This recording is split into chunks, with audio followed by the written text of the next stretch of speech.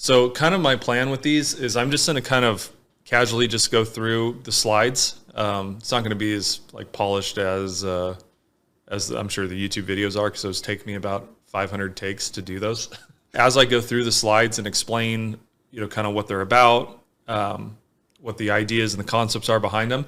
If you guys want to just take note of any questions that you have about those slides, and then we'll open it up at the end to do some Q&A on those. And that's kind of what I want to do, because I don't really necessarily just want to go through the slides again, like I did on YouTube. I want to see what questions they spur on for you guys regarding the methodology, things like that. Cool. So that all being said, so let's go ahead and kick this thing off. So the 4 pillars of trading mastery is what we're going to be covering throughout the series here. And in those 4 pillars, we're talking about the game, the master pattern, time frame analysis, and market psychology. And then we're going to have different levels of understanding. We have a level 1 understanding. So the way these work is it's basically level 1 is going to be a more basic overview of these 4 pillars. Then we're going to go level 2, level 3. So this is going to be the first one. The first lesson that we're actually doing today is going to be the bank's business accumulation distribution. Then next week we'll go to master pattern overview. Week after that we'll go to intro to multi-time frame analysis, directional bias. And then market psychology, we'll go into intro to pain and pleasure theory, why traders lose. And then after that, we're going to go into level 2, conflicts of interest, contraction, the beginning of everything, round trips and market stability, and relationship between pain and certainty of liquidity. And then level 3 is going to be become the observer of the game, the master pattern advanced theory, time frame forecasting, speed of money flow, and engineering your success. That all being said, let's go ahead and kick it off to lesson 1, the bank's business accumulation distribution, level 1, the game. And so this lesson is really about understanding how the bank manages inventory. That's the biggest takeaway that we're going to get from this, is understanding how they treat their business and how they accumulate inventory to distribute that for a profit. And the idea is mirroring what they do and thinking from their perspective. So I'm going to just preface the lesson with that. So you want to think of a normal business in your neighborhood that sells goods of any type. That's kind of the mind space you want to get in. That business will try to accumulate their goods at the lowest prices possible. When the crowds walk by and come into their store, the business will try to sell them their goods at a much higher price, thus creating a profit for the business. The bank's business model is the same as any other business. You're gonna want to buy stuff or get inventory. You're gonna want to display that inventory in hopes that people are going to want to come and buy it off you, and that you'll be able to mark it up and make a profit.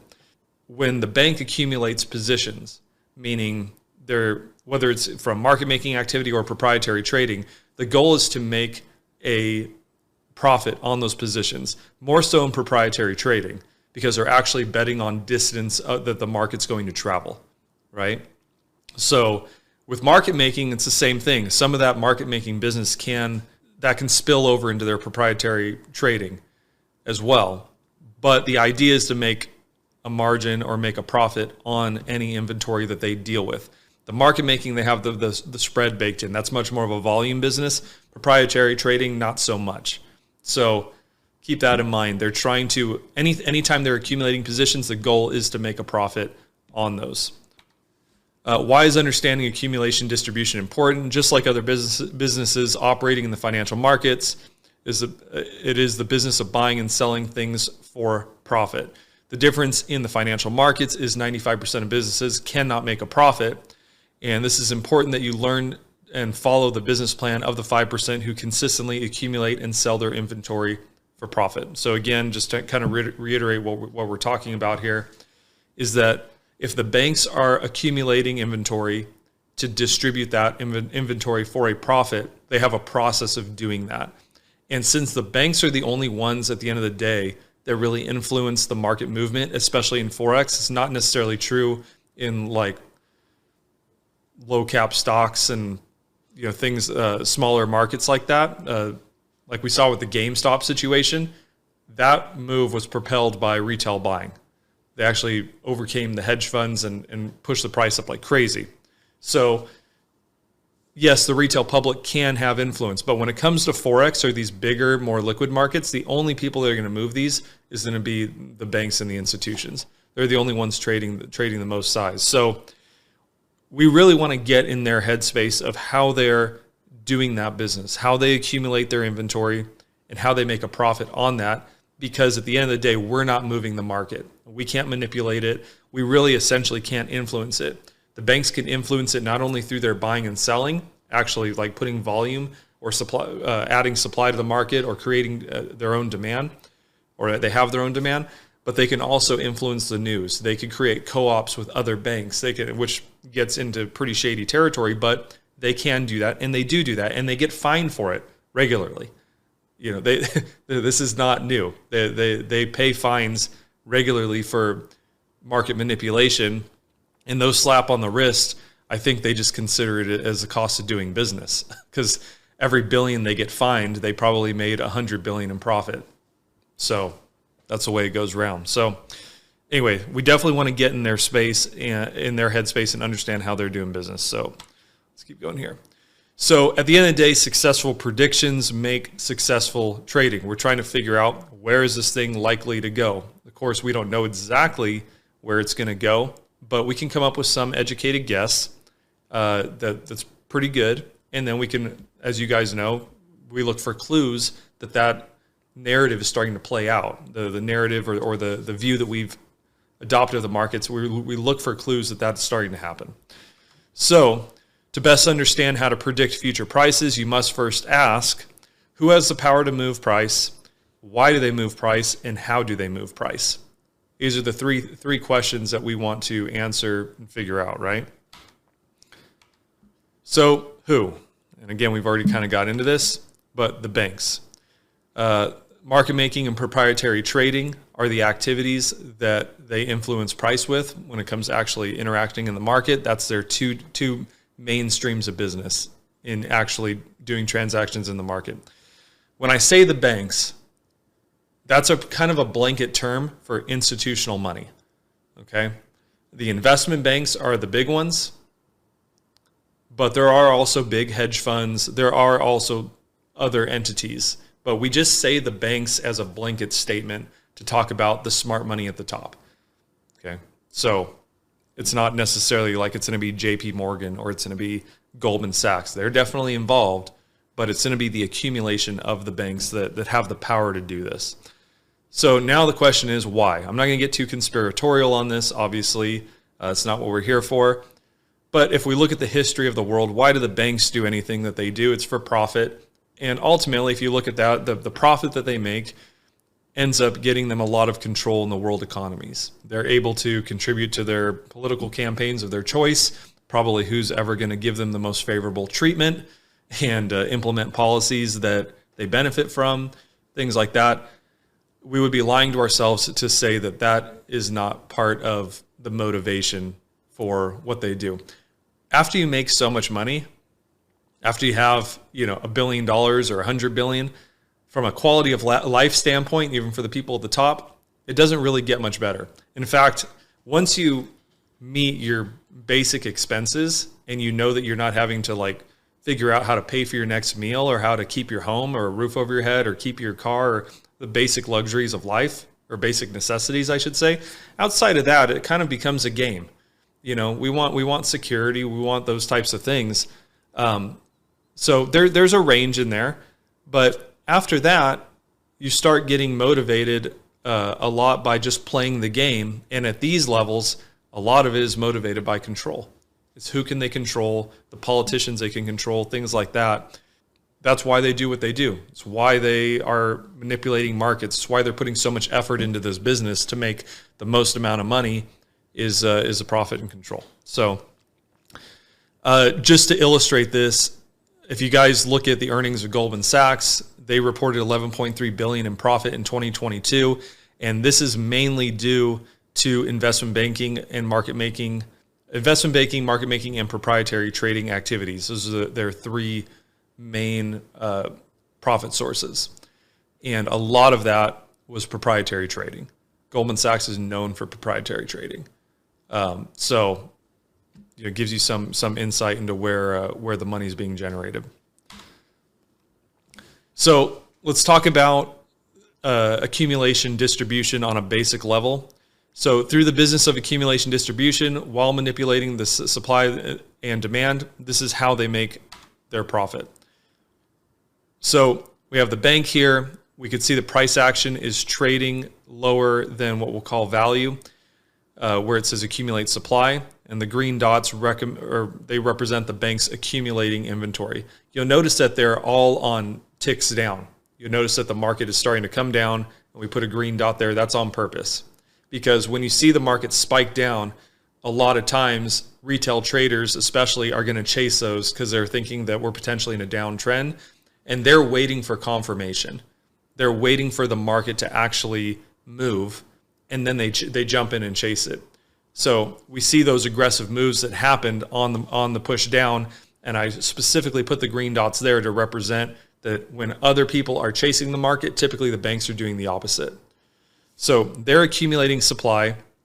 As those retail traders are selling the market, that creates the opportunity to do the opposite from the bank's standpoint. So they're able to buy the other side of those sell orders.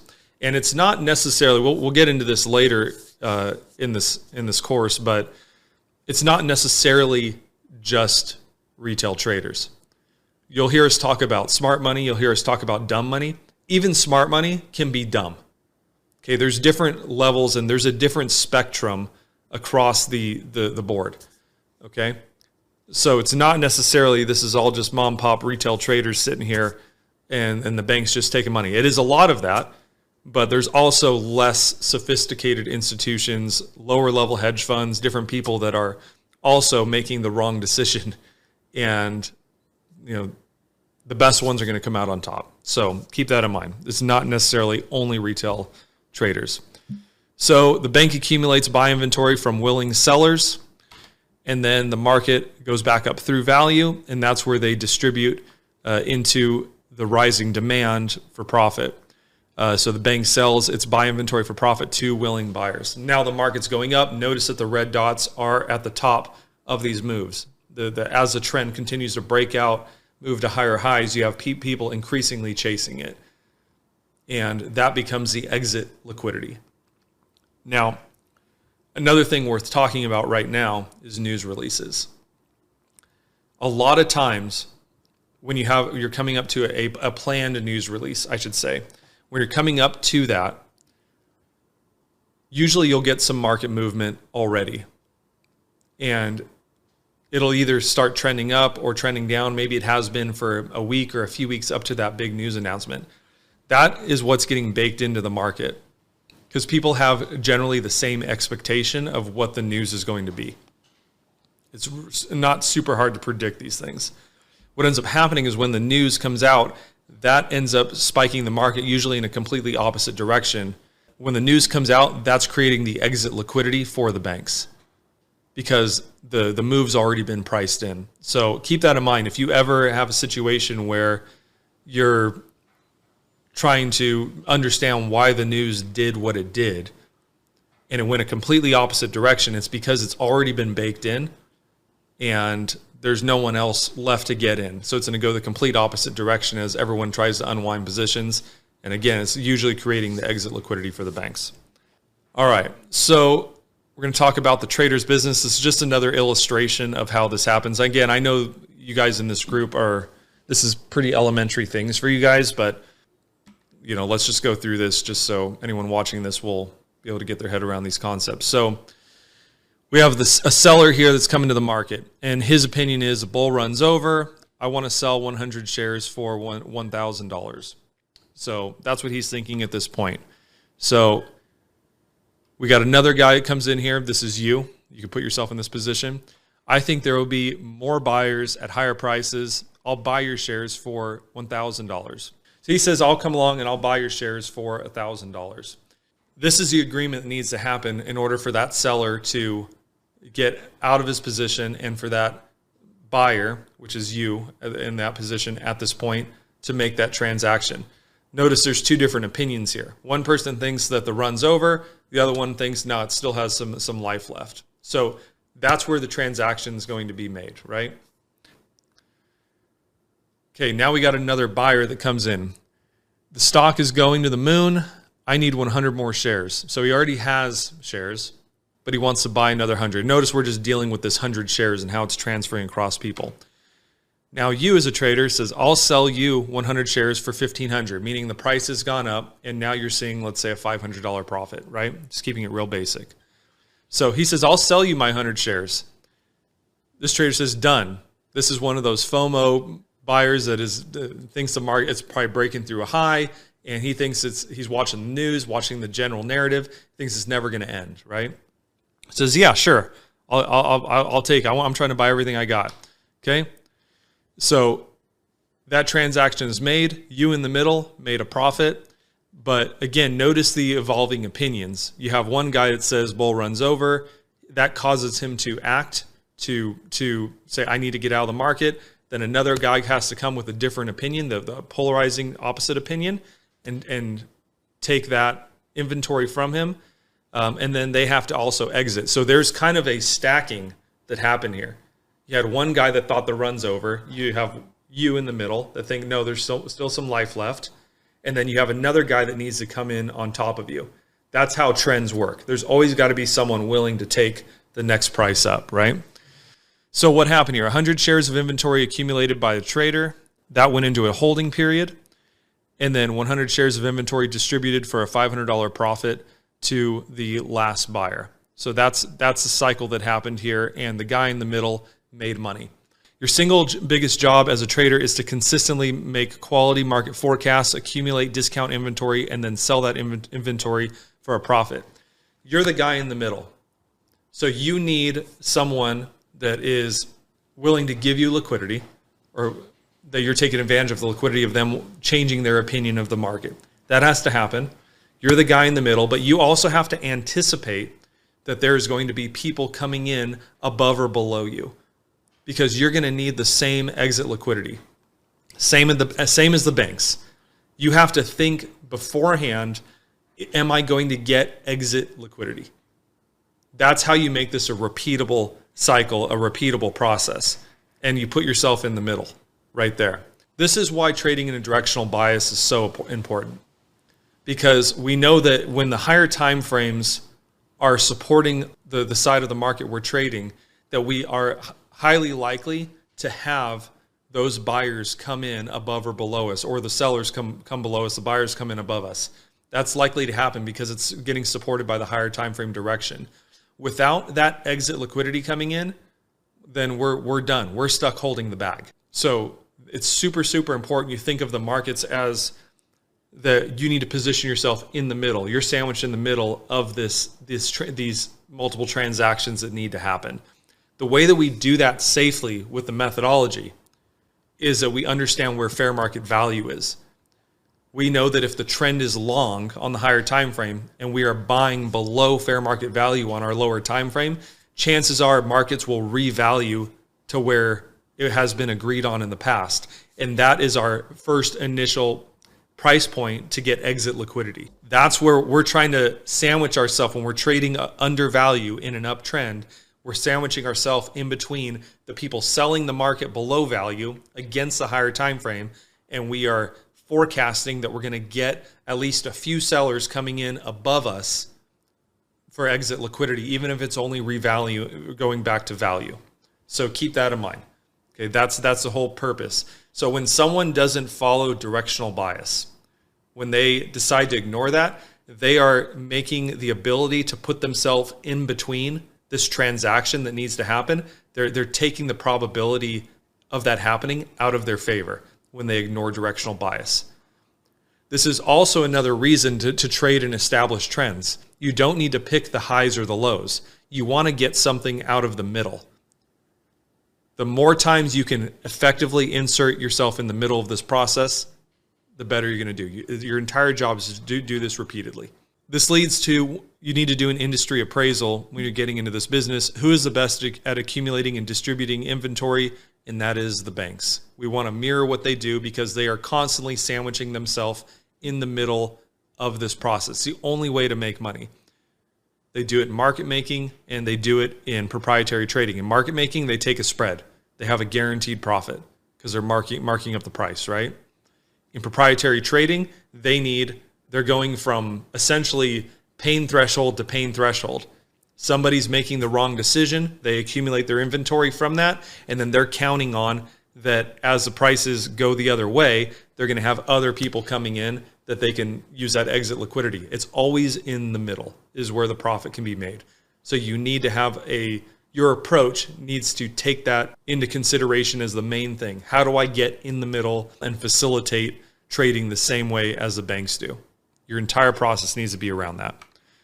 So the never-ending business cycle of the banks, just to illustrate this further, banks are accumulating sells, price moves down, banks start distributing those as buy orders and starts taking profits. Price will then go into a consolidation, starting the three market phases over. Banks start accumulating buys, price moves up. Then the bank starts distributing those as sell orders and taking profit, and price goes back into consolidation. You could think of it as a constant, continual circle, market cycles. A lot of people will see this like as supply and demand zones.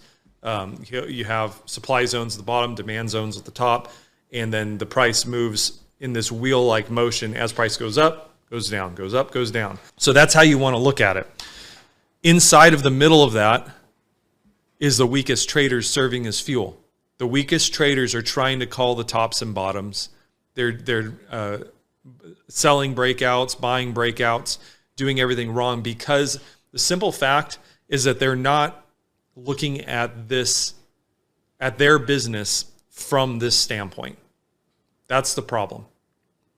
They're not putting themselves in the mind of who controls the market, who's able to push it around, and how do they do that? How do they run their business? And it's all about being a middleman. It's about being a middleman and understanding where the discounted liquidity is coming in and forecasting future exit liquidity. If you can't put those two things together, you don't have a solid trading plan. The way that we do it, again, with ATS, we look at a higher time frame directional bias, we look at the flow of the overall money, and then we position ourselves according to fair market value on the lower time frame in the expectation that we're going to be able to make that little bit of distance coming back to value to put us in the money so that we have options and can. This is the cornerstone of a repeatable strategy because you're mirroring what the banks do. What's the takeaway? This is not your business.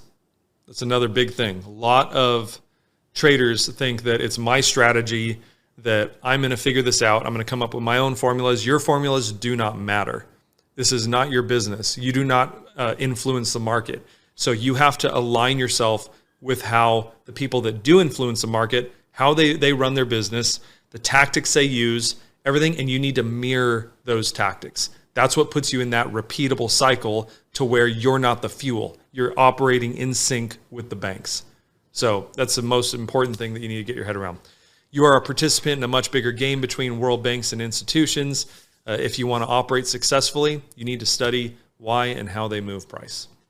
So that's the first lesson. And again, it's pretty basic stuff. This is where it starts, is getting your head around these basics. If you guys look at everything that you do from this standpoint, you will find that you have a much more effective approach to the market overall. And you won't get lost in all the other minutia that everyone else is looking at. That being said, that wraps up this lesson. Do you guys have any questions about this? We could open it up. Supply, demand, anything related to this. Go ahead. I'm going to unmute you, Marion, and if you got a question, go for it. Hey, can you hear me? I could hear you. All right. This is great information. I'm so happy I'm here to listen to all this. I have a question though.